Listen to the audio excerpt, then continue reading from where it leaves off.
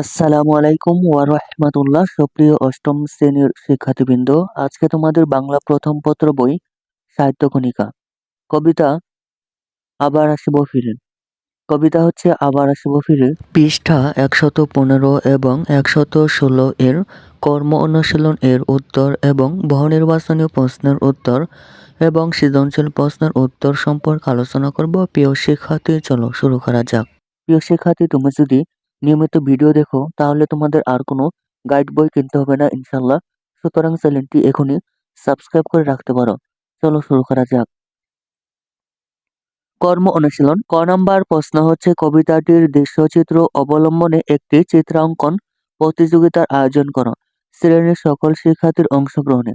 খ নম্বর প্রশ্ন হচ্ছে, আবার আসিব ফিরে কবিতাটি অবলম্বনে একক ও দলগত আবৃত্তির আয়োজন করো। প্রিয় শিক্ষার্থী, কর্ম অনুশীলন এর উত্তর তোমাদের দেখাচ্ছি, তা তোমরা দেখে নিতে পারো। চলো শুরু করা যাক। অষ্টম শ্রেণীর বাংলা প্রথম পত্র বই সাহিত্য কণিকা কবিতা আবার আসিব ফিরে, পৃষ্ঠা 115, কর্ম অনুশীলন।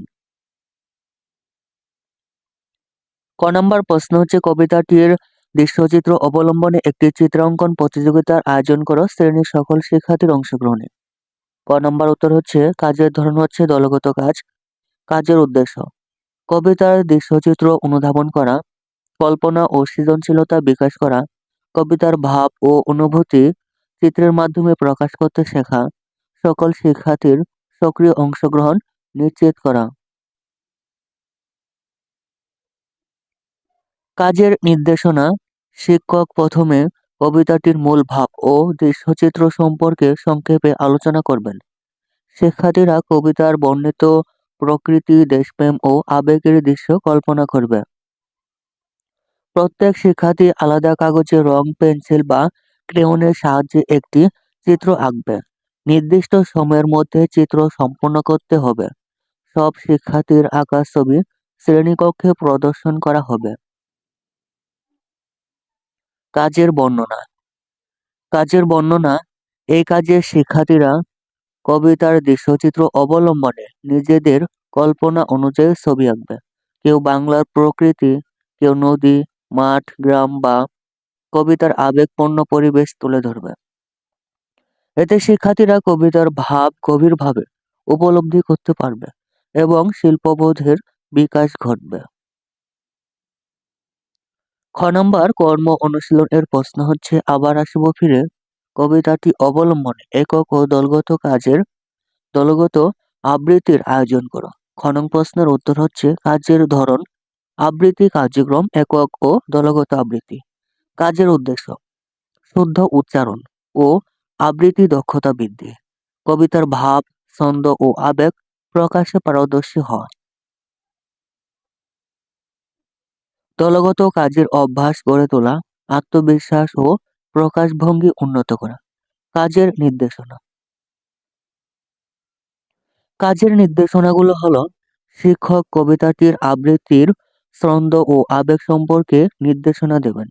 শিক্ষার্থীদের মধ্যে কিছুজন একক আবৃত্তির জন্য নির্বাচন করা হবে। বাকিদের নিয়ে 4 থেকে 5 জনের ছোট ছোট দল গঠন করা হবে। দলগত আবৃত্তিকে সবাই সমস্বরে কবিতার নির্দিষ্ট অংশ আবৃত্তি করবে। আবৃত্তির সময় শুদ্ধ উচ্চারণ, কণ্ঠস্বর ও আবেগের দিকে বিশেষ খেয়াল রাখতে হবে। তারপর হচ্ছে কাজের বর্ণনা। কাজের বর্ণনা হচ্ছে, এই কাজে শিক্ষার্থীরা একক ও দলগতভাবে আবার আসিব ফিরে কবিতাটি আবৃত্তি করবে। একক আবৃত্তিতে ব্যক্তিগত আবেগ প্রকাশ করবে এবং দলগত আবৃত্তিতে সমন্বয় ও দলগত চেতনার বিকাশ ঘটবে। এর মাধ্যমে কবিতার মূল ভাব আরো জীবন্ত হয়ে উঠবে। বহুনির্বাচনী প্রশ্ন। 1 নম্বর প্রশ্ন হচ্ছে, ধানসিঁড়ি ধানসিঁড়ি কিসের নাম? ধানসিঁড়ি কিসের নাম? উত্তর হচ্ছে 1 এর ক, নদীর নাম। 2 নম্বর প্রশ্ন হচ্ছে, আবার আসিব ফিরে কবিতাটি কবির কোন কাব্যগ্রন্থ থেকে নেওয়া হয়েছে? উত্তর 2 এর খ, রূপসী বাংলা। 3 নম্বর প্রশ্ন হচ্ছে, সারাদিন কেটে যাবে কলমির গন্ধ ভরা জলে ভেসে ভেসে। এখানে সারাদিন কেটে যাবে কার? উত্তর হচ্ছে 3 এর ঘ, কবির। কবির হচ্ছে সারাদিন কেটে যাবে কলমের গন্ধ ভরা জলে ভেসে ভেসে। কবিতা অংশটি পড়ো এবং 4 ও 5 নম্বর প্রশ্নের উত্তর দাও। গধূলি লগনে জগদীশে স্মরণে বিদায় লইব জনমের তরে লুকাইব আমি সন্ধ্যার আধারে বাংলা মায়ের করে। ৪ নম্বর প্রশ্ন হচ্ছে উদ্দীপকে আবার আসিব ফিরে কবিতার কোন দিকটি প্রকাশিত হয়েছে? উত্তর হচ্ছে ৪-এর ক। উত্তর ৪-এর ক, স্বদেশ চেতনা। স্বদেশ চেতনা।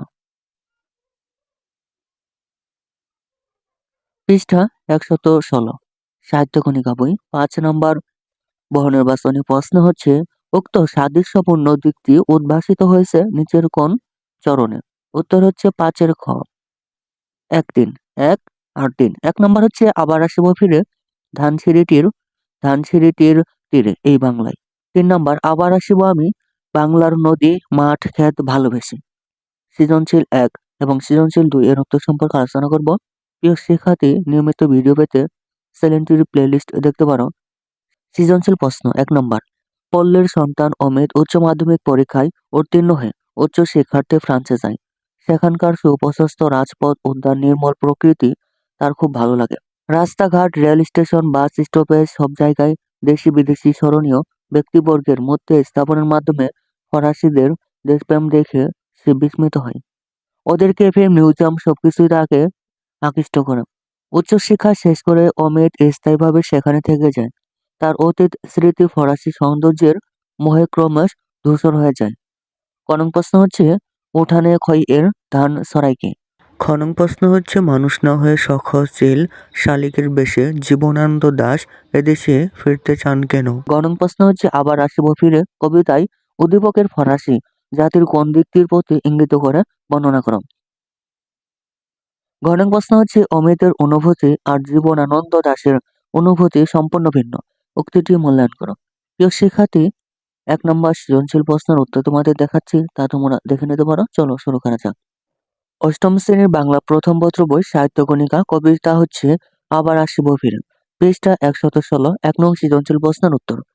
ক নং প্রশ্ন হচ্ছে উঠানে খই এর ধান সরাই কে? ক নং প্রশ্নের উত্তর হচ্ছে উঠানে খই এর ধান সরাই এক শিশু। খ নং প্রশ্ন হচ্ছে মানুষ না হয়ে সখচিল শালিকের বেশে জীবনানন্দ দাশ এদেশে ফিরতে চান কেন? খ নং প্রশ্নের উত্তর হচ্ছে কবি জীবনানন্দ দাশ বাংলার প্রকৃতির সঙ্গে নিবিড়ভাবে জড়িয়ে থাকতে চান বলে মানুষ না হয়েও শঙ্খচিল বা শালিকের বেশে এদেশে ফিরে আসতে চান। কবি জানেন একদিন মৃত্যুর মধ্য দিয়ে তাকে এদেশ থেকে বিদায় নিতে হবে, কিন্তু কবি তার দেশকে গভীরভাবে ভালোবাসেন। প্রিয় জন্মভূমির অত্যন্ত সাধারণ জিনিসগুলোও তার দৃষ্টিতে সুন্দর হয়ে ধরা পড়ছে। তিনি এদেশের বিভিন্ন রূপ বৈচিত্র্যের অংশ হয়ে আবার ফিরে আসতে চান। তাই তিনি বলেন যে মানুষ হয়ে তিনি আর এদেশে ফিরে আসতে না পারলেও প্রকৃতির বুকে সখ্য চিল বা শালিকের বেশে ফিরে আসবেন। গ নং প্রশ্ন হচ্ছে আবার আসিব ফিরে কবিতায় উদ্দীপকের ফরাসি জাতির কোন দিকটির প্রতি ইঙ্গিত করে বর্ণনা করো। গ নং প্রশ্নের উত্তর হচ্ছে আবার আসিব ফিরে কবিতায় উদ্দীপকের ফরাসি জাতির দেশপ্রেমের দিকটির প্রতি ইঙ্গিত করা হয়েছে। জন্মভূমির সন্তানদের কাছে জন্মভূমির অত্যন্ত সাধারণ জিনিসগুলোও অনেক মূল্যবান। মানুষ তাই প্রিয় জন্মভূমির রূপময় প্রকৃতির সঙ্গে মিশে যেতে চায়। আবার আসিব ফিরে কবিতায় উদ্দীপকের ফরাসি জাতির দেশপ্রেমের দিকটির প্রতি ইঙ্গিত করা হয়েছে। অমিত উচ্চ মাধ্যমিক পরীক্ষায় উত্তীর্ণ হয়ে উচ্চ শিক্ষার্থে ফ্রান্সে যায়। সেখানকার সুপ্রশস্ত রাজপথ উদ্যান নির্মল প্রকৃতি তার খুবই ভালো লাগে। রাস্তাঘাট, রেল স্টেশন, বাস স্টপেজ সব জায়গায় দেশি বিদেশি স্মরণীয় ব্যক্তিবর্গের মূর্তি স্থাপনের মধ্য দিয়ে ফরাসিদের যে দেশপ্রেম প্রকাশ পায় তা আবার আসিব ফিরে কবিতার কবি জীবনানন্দ দাশের দেশপ্রেমের সাথে সাদৃশ্যপূর্ণ। কবিও তার বাংলাকে ভালোবেসে বাংলার প্রকৃতি ও পরিবেশের সৌন্দর্য তুলে ধরেছেন। তাই বলা যায় আবার আসিব ফিরে কবিতাটি উদ্দীপকের ফরাসি জাতির দেশপ্রেমের দিকটির প্রতি ইঙ্গিত করে।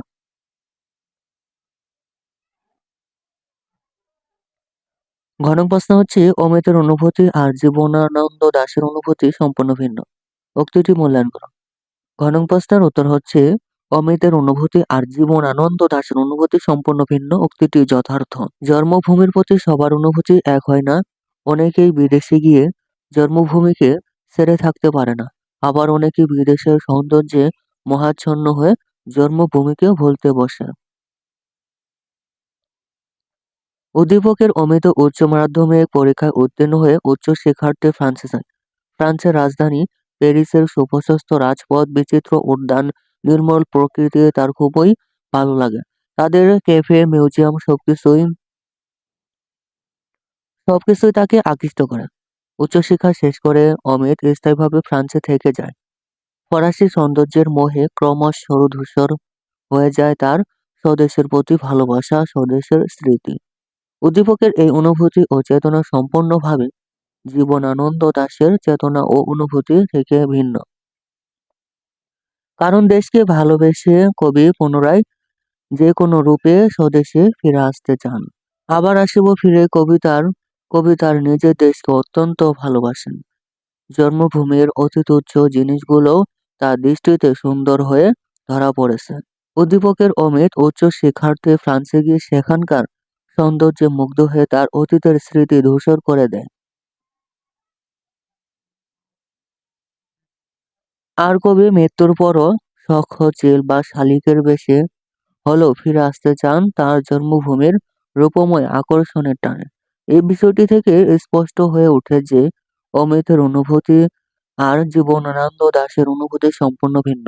সুতরাং মন্তব্যটি যথার্থ। সৃজনশীল ২। বাংলার হাওয়া বাংলার জল, হৃদয় আমার করে সুশীতল। এত সুখ শান্তি এত পরিমল, কোথা পাবো আর বাংলা ছাড়া। করণ প্রশ্ন হচ্ছে আবার আসিব ফিরে। কবিতাটি কোন কাব্যগ্রন্থ থেকে নেওয়া হয়েছে? খনন প্রশ্ন হচ্ছে বাংলার সবুজ করুণ ডাঙা বলতে কি বোঝানো হয়েছে? গণন প্রশ্ন হচ্ছে উদ্দীপক অবলম্বনে আবার আসিব ফিরে কবিতার প্রাকৃতিক সৌন্দর্যের বর্ণনা দাও। ঘনং প্রশ্ন হচ্ছে কোথা পাবো আর বাংলা ছাড়া কথাটির সঙ্গে কবির জীবনানন্দ দাশের বাংলায় ফিরে আসার আকাঙ্ক্ষা কিভাবে সম্পর্কিত আলোচনা করো। প্রিয় শিক্ষার্থী, সৃজনশীল ২ এর উত্তর তোমাদের দেখাচ্ছি, তা তোমরা দেখে নিতে পারো। চলো শুরু করা যাক। অষ্টম শ্রেণীর বাংলা প্রথম পত্র বই সাহিত্যকণিকা কবিতা হচ্ছে আবার আসিব ফিরে, পৃষ্ঠা ১১৬, ২ নং সৃজনশীল প্রশ্নের উত্তর। ক নং প্রশ্ন হচ্ছে আবার আসিব ফিরে কবিতাটি কোন কাব্যগ্রন্থ থেকে নেওয়া হয়েছে? ক নং প্রশ্নের উত্তর হচ্ছে আবার আসিব ফিরে কবিতাটি রূপসী বাংলা কাব্যগ্রন্থ থেকে নেওয়া হয়েছে। খ নং প্রশ্ন হচ্ছে বাংলার সবুজ করুণ ডাঙা বলতে কি বোঝানো হয়েছে? খ নং প্রশ্নের উত্তর হচ্ছে বাংলার সবুজ করুণ ডাঙা বলতে সবুজ প্রকৃতি ঘেরা স্নিগ্ধ কিন্তু বিষণ্ণ বাংলাদেশকে বোঝানো হয়েছে। কবি জীবনানন্দ দাশের চোখে তার জন্মভূমি সবচেয়ে সুন্দর, চারিদিকে সবুজের ছড়াছড়ি। এই অপরূপ সৌন্দর্যের মাঝেও এক ধরনের বিষণ্ণতা বা মৃদু দুঃখের সুর থাকে। সেই সৌন্দর্য ও বিষণ্ণতা একসঙ্গে প্রকাশ করতে কবি বাংলাকে সবুজ করুণডাঙা আখ্যায়িত করে উক্তিটি করেছেন। তবে এই রূপ যেমনই হোক না কেন, তিনি মৃত্যুর পরও এই বাংলায় ফিরে আসতে চান। গরম প্রশ্ন হচ্ছে উদ্দীপক অবলম্বনে আবার আসিব ফিরে কবিতার প্রাকৃতিক সৌন্দর্যের বর্ণনা দাও। গরম প্রশ্নের উত্তর হচ্ছে উদ্দীপক ও আবার আসিব ফিরে কবিতায় মনোমুগ্ধকর প্রাকৃতিক সৌন্দর্যের প্রকাশ ঘটেছে। বাংলাদেশ প্রাকৃতিক সৌন্দর্যে পরিপূর্ণ। বাংলাদেশের প্রাকৃতিক সৌন্দর্য সবাইকে আকৃষ্ট করে এবং মুগ্ধ করে।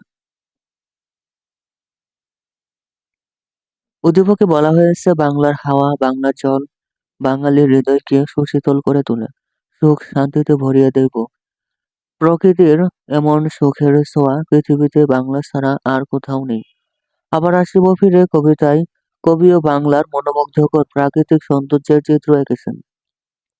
এই কবিতায় কবি ধানসিঁড়ি নদী, সখ্য-চিল, শালিক, লক্ষ্মী-পেঁচা, সাদা বক, নতুন ধান কাটার উৎসব, কাঁঠাল গাছের ছায়া, বাংলার নদী, মাঠ, ক্ষেত, শিমুলের শাখাসহ প্রকৃতির বিচিত্র উপাদানের বর্ণনা করেছেন। প্রিয় জন্মভূমির এই প্রাকৃতিক সৌন্দর্যে বিমোহিত কবিতায় মৃত্যুর পরও সখ্য-চিল বা শালিকের বেশে হলেও আবার এ দেশে ফিরে আসতে চেয়েছেন। ঘ নং প্রশ্ন হচ্ছে কোথাও পাবো আর বাংলা ছাড়া কথাটির সঙ্গে কবি জীবনানন্দ দাশের বাংলায় ফিরে আসার আকাঙ্ক্ষা কিভাবে সম্পর্কিত আলোচনা করো। ঘ নং প্রশ্নের উত্তর হচ্ছে কোথাও পাবো আর বাংলা ছাড়া কথাটির সঙ্গে কবি জীবনানন্দ দাশের বাংলায় ফিরে আসার আকাঙ্ক্ষা গভীর স্বদেশপ্রেমের দিক থেকে সম্পর্কিত। বাংলার সৌন্দর্যের সাথে আর কোনো দেশের সৌন্দর্যের তুলনা হয় না। প্রাকৃতিক সৌন্দর্যে বাংলাদেশ সমৃদ্ধ। উদ্দীপকের পঙ্কতিটিতে কবির এ অনুভূতি প্রকাশ পেয়েছে। তাতে রয়েছে তার গভীর স্বদেশপ্রেমের পরিচয়। কবি বাংলার হাওয়া আর বাংলার জল দিয়ে তার হৃদয় সুশীতল করেন। এমন সুখ শান্তি পৃথিবীর আর কোথাও আছে বলে তিনি মনে করেন না। তাই বাংলা ছাড়া আর কোনো দেশই তার কাছে আপন নয়। এ থেকে উদ্দীপকের কবির দেশপ্রেম স্পষ্ট হয়ে ওঠে। জীবনানন্দ দাশ রূপসী বাংলার কবি। আবার আসিব ফিরে কবিতায় দেখা যায় যে কবি নিজের দেশকে খুবই ভালোবাসেন। প্রিয় জন্মভূমির অত্যন্ত তুচ্ছ জিনিসগুলো তার দৃষ্টিতে সুন্দর হয়ে ধরা পড়েছে। মৃত্যুর পরও স্বদেশের সঙ্গে তার মমতার বাঁধন ছিন্ন হবে না। তিনি বারবার বিভিন্ন রূপে স্বদেশে ফিরে আসবেন। উদ্দীপকের কবি বলেছেন পৃথিবীর আর কোথাও বাংলার মতো এমন দেশ আর নেই। কবির বাংলাদেশ সবকিছুর ঊর্ধ্বে। অন্যদিকে কবি বাংলার নদী মাঠ ফসলের ক্ষেতকে ভালোবেসে শঙ্খ চিল বা শালিকের বেশে এদেশে ফিরে আসতে চান। আবার কখনো বা ভোরের কাক হয়ে কুয়াশায় মিশে যাবেন। কবির বাংলায় ফিরে আসার এই আকাঙ্ক্ষার পেছনে রয়েছে গভীর দেশপ্রেম। এভাবে কোথাও পাবো আর বাংলা ছাড়া কথাটির সঙ্গে কবি জীবনানন্দ দাশের মৃত্যুর পর বাংলায় ফিরে আসার আকাঙ্ক্ষা অবিচ্ছেদ্যভাবে সম্পর্কিত। প্রিয় শিক্ষার্থী, এই ছিল তোমাদের অষ্টম শ্রেণীর বাংলা প্রথম পত্র বই সাহিত্যকণিকা। প্রিয় শিক্ষার্থী, নিয়মিত ভিডিও দেখলে তোমাদের আর কোনো গাইড বই কিনতে হবে না। প্রিয় শিক্ষার্থী, অন্যান্য সকল বইয়ের সবার আগে উত্তর পেতে চ্যানেলটি এখনই সাবস্ক্রাইব করে রাখতে পারো। ধন্যবাদ।